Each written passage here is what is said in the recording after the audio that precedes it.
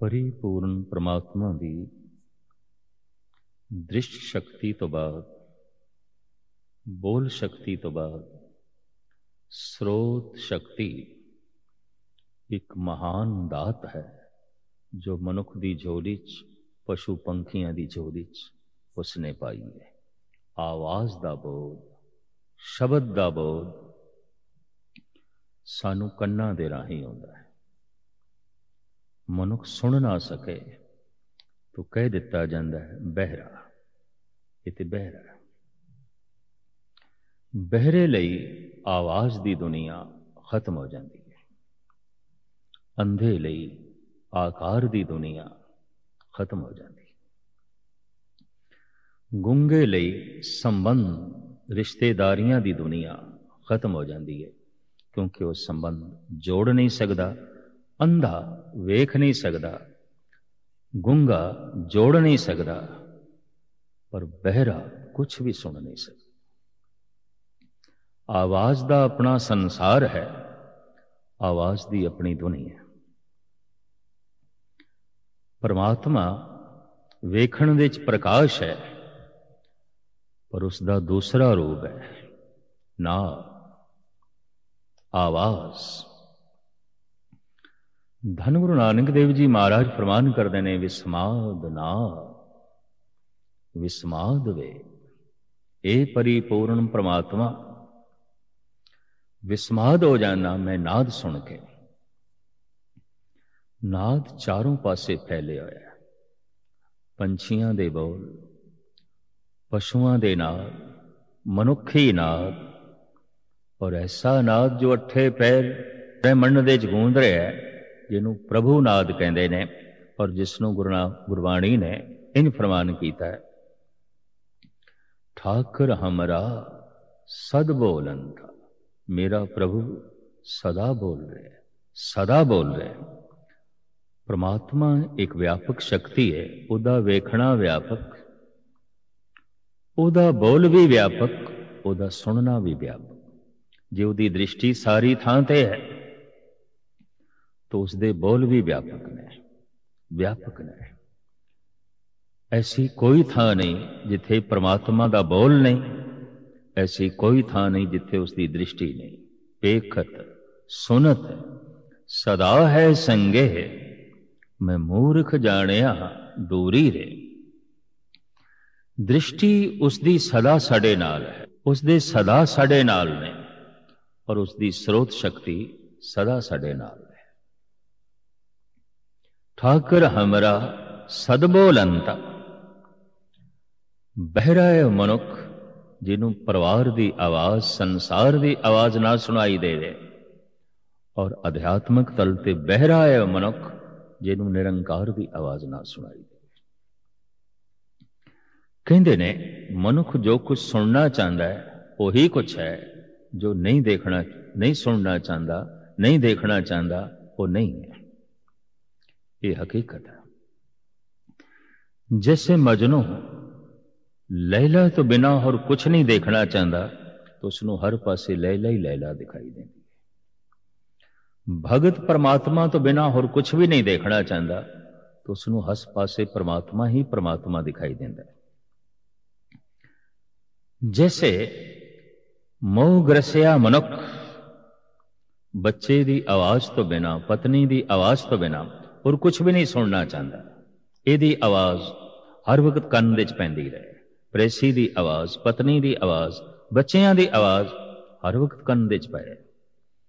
संत प्रभु तो बिना कुछ भी नहीं सुनना चाहता, कुछ भी नहीं सुनना चाहता। वो हर वक्त सुनना चाहता है परमात्मा नूं। क्यों? तिसकी सोए सुनी मन हरिया, जन नानक परसन आवे। है उस प्यारे दा बोल ऐसा, किधरे सुनन दे आ जाए मन बाग हो जाता है।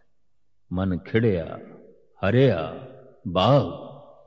किसी बाग दे इतनी हरियावली नहीं जो परमात्मा नूं सुन के संत दे अंदर पैदा हो जाती है, भगत दे अंदर पैदा हो जाती है। उसका नाद चारों पासे गूंज रहा है। धन गुरु नानक देव जी महाराज प्रमाण कर रहे हैं, वाजे नाद अनेक असंखा केते वावण हारे। परमात्मा की आवाज संगीतमई है, उन्होंने सुनना है। गुरु नानक नूं सुनाई दे रहा है। गुरु नानक कहते हैं, हे परमात्मा तू ते साज है, अनेकों तरह के साज, कोई एक तरह का साज। साडे देश के ऋषि मुनिया ने पता नहीं कितने साजां नूं जन्म दिता है और संत जना ने जन्म दिता है। बीणा की जन्मदाती सुरस्ती है, मुरली दे जन्मदाता श्री कृष्ण ने, डमरू दे जन्मदाता शिवजी ने, ढोलक दे जन्मदाता हिंदुस्तान दे भगत ने, रबाब दे जन्मदाता इस्लाम ईरानी सूफी संत ने, सरंदे दे जन्मदाता धन गुरु अर्जन देव जी महाराज ने, एक तारे दे जन्मदाता नारद ने, सारे साज ते संतां ने पैदा किए। जैसे संतां दे बोल ही कोई अपनी जबान नाल बोलन लग पवे, वेद पाठ करन लग पवे, गुरु ग्रंथ साहब की बाणी पढ़न लग पवे, बाणी गुरु नानक दी पढ़ रहा मैं। इस तरह के साजां दे जन्मदाते संत जन ने, वजांदा कोई कोई पिया। असंत भी वजा सकता है, एक मूड़ भी गुरुआं दी बाणी पढ़ सकता है, एक नास्तिक भी महापुरुषां दे बचन पढ़ सकता है, एक दुष्ट तो दुष्ट मनुख भी संतां दे साज वजा सकता है। पर साजां दे जन्मदाते संत जन ने, किसी नूं ऐसा प्रतीत होया परमात्मा दी स्रोत ते एक तारा है, परमात्मा दी स्रोत ते मुरली है। यतन किया गया संत जनां नूं जो परमात्मा दी आवाज सुनाई दे रही है, उन्होंने जगत नूं सुना सकीए। परमात्मा दे जो बोल ने, परमात्मा दी जो आवाज है, वो जगत दी स्रोत बने, संसार दी स्रोत बने। और जिहदी स्रोत शक्ति इतनी महान हो जाए कि परमात्मा सुनाई देन लग पे,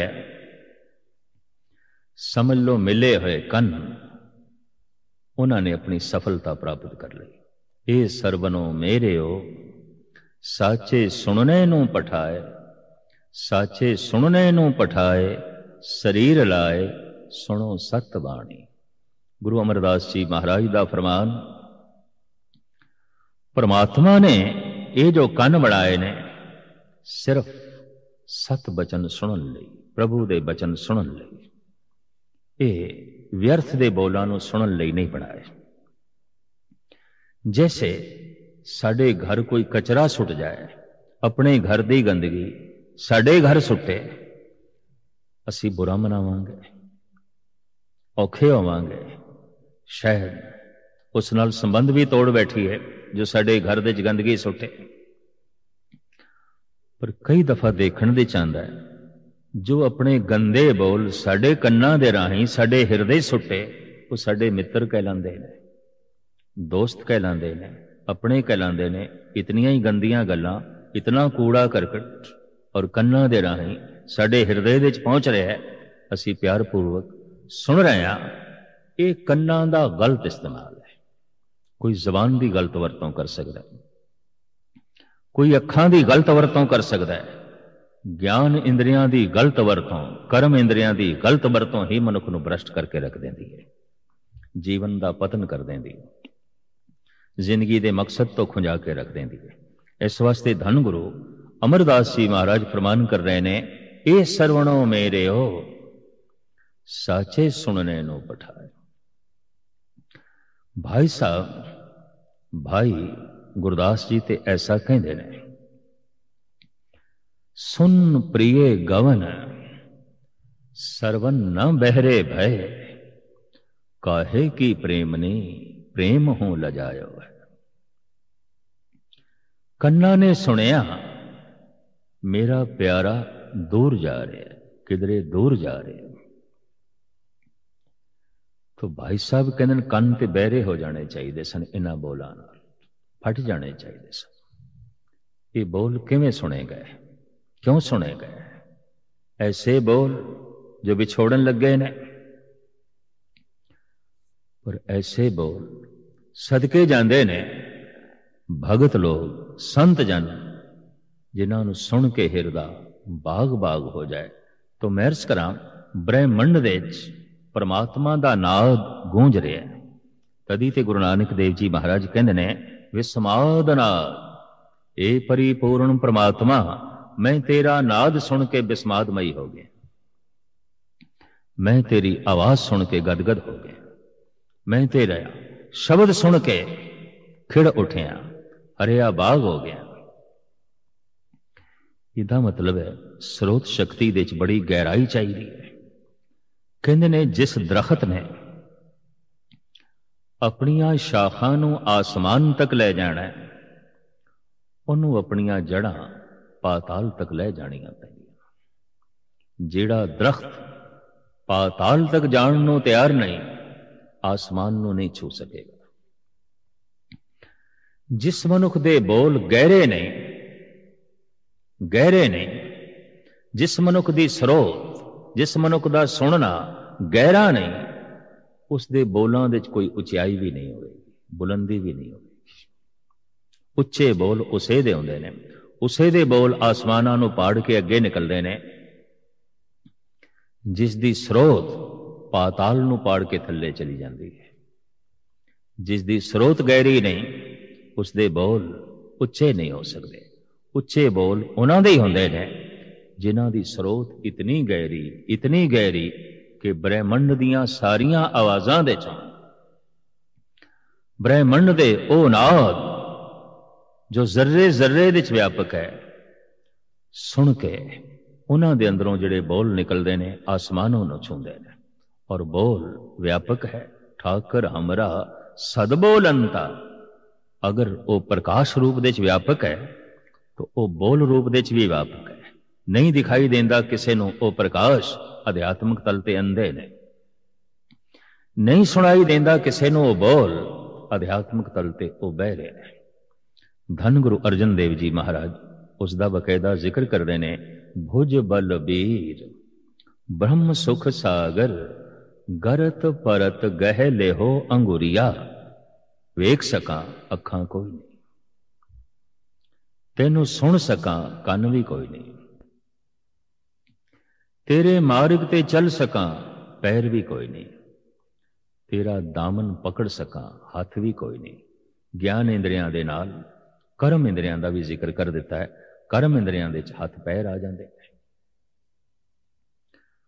क्रियावां सारियां रुक जाणगियां, अगर हाथ नहीं तो दोवें पैर नहीं, सारी क्रिया रुक जाएगी। कृत कर्म सारे दे सारे जो है रुक जाणगे। जबान भावें ज्ञान इंद्र है पर कर्म इंद्रा भी है, बोल दी है। पैर चलते ने, हाथ करते ने, इन्हां नूं कहंदे ने कर्म इंद्र। क्रियावां सब क्रियावां रुक जाणगियां अगर हाथ नहीं। और मनुख नूं हाथ बड़े विशेष परिपूर्ण परमात्मा ने प्रदान किए ने। और 4 उंगलियां दे नाल अंगूठा ते बहुत महान है। मनुख दी बहुत वड्डी विकास जो मनुखता दे दर ते होई है, इन्हां उंगलियां ते हत्थां दा सदका होई है। कितनी भी समझ होवे, कितनी ही होवे, लेकिन हाथ नहीं तो अपनी समझ नूं वो कृत दा रूप नहीं दे सकेगा, अपनी समझ नूं साकार नहीं कर सकेगा, अपनी समझ नूं आकार नहीं दे सकेगा। तो धन गुरु अर्जन देव जी महाराज कहते ने, हे परिपूर्ण परमात्मा, तैनू वेख सका अखां कोई नहीं, पर तैनू सुन सका मेरे कोल कन भी नहीं, तेरा दामन पकड़ सका मेरे कोल हाथ नहीं, तेरे मार्ग ते चल सका मेरे कोल पैर भी कोई नहीं। भुज बलबीर ब्रह्म सुख सागर, गरत परत गह लेहो अंगुरिया। सरवन न सुरत नैन सुंदर नहीं, आरत द्वार रटुत पिंगुरिया। पिंगला भी हाँ, टुंडा भी हाँ। धन गुरु नानक देव जी महाराज दे होर बोल, दिसे सुनिए जानिए साव न पाया जाए, रोहला टुंडा अंधोला क्यों गल लगे धाय। जो अंधा है, बहरा है, टुंडा है, लंगड़ा है, परमात्मा की प्राप्ति किस तरह होगी? शरीरक तल पे कोई लंगड़ा होवे, टुंडा होवे, अंधा होवे, बहरा होवे, गूंगा होवे, ते पत्थर ते उस मनुख दे च फर्क की है? अध्यात्मक तल ते सारे ही पत्थर ने, सारे ही पत्थर ने। कदी कदाई कोई करोड़ा लखां दे च दो चार मनुख ऐसे होंदे ने जिन्हां नूं असीं कह सकते हैं मनुख ने, पूर्ण मनुख ने, बाकी ते पत्थरां दी तरह जींदे ने। ना कुछ दिखाई देंदा है, ना कुछ सुनाई देंदा है, ना सच देखना, ना सच सुनना, ना सच दी स्पर्शता, ना सच दा स्रोत। पत्थर ही पत्थर। कई दफा ऐसा भी अनुभव होता है कि मनुख नूं पत्थर इतने प्यारे क्यों ने? ये अपना नाम ही पत्थरां ते लिखना चाहता है। ये बहुत वड्डे रिश्ते संबंध भी पत्थरां नाल ही जोड़ना चाहता है। कारण अजे आप पत्थर है। जब आप पत्थर है तो ऐसे मनुख दा परमात्मा पत्थर है। जब आप पत्थर है तो अपना नाम भी इसनूं पत्थरां ते ही चाहिए है। इहदा नाम पत्थर उजागर करन नहीं, तेरा नाम पत्थर क्यों उजागर करन? तेरा नाम परमात्मा दे नाम नाल उजागर होवे, ईश्वर करके उजागर होवे।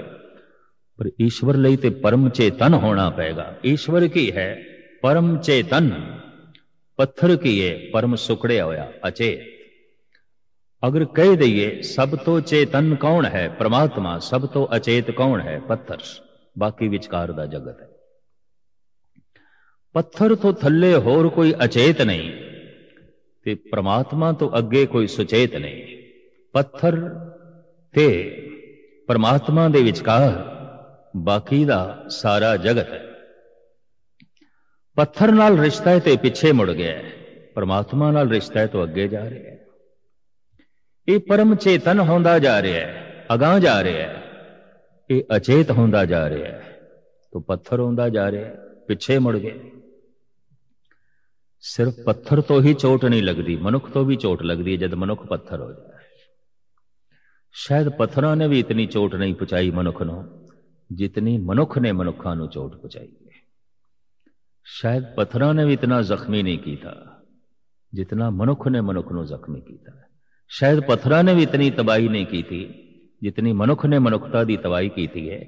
पत्थर पत्थर है, अचेत है, इतनी तबाही को जन्म नहीं दे सकता। मनुख रंचक मात्र, अंश मात्र, थोड़ा जिहा सुचेत है, उस पत्थर का इस्तेमाल कर सकता है। खुद भी पत्थर है तो बाहर के पत्थरों की वरतों भी कर सकता है। पत्थरों नाल बहुत कुछ तोड़ेगा और अपने आप नाल भी बहुत कुछ तोड़ेगा। मनुखता तो अज तक बहुत कुछ टुटिया है। कितने शहरों की बर्बादी, कितने मुल्कों की तबाही, कितने मनुखों दी लाशां, ये सिर्फ मनुख करके, क्योंकि मनुख पत्थर। सब तो जो अचेत है पत्थर, सब तो जो सुचेत है परमात्मा पत्थर, ते परमात्मा दे विचकार सारा जगत है। पिछे मुड़ जाइए पत्थर, अगे चले जाइए परमात्मा।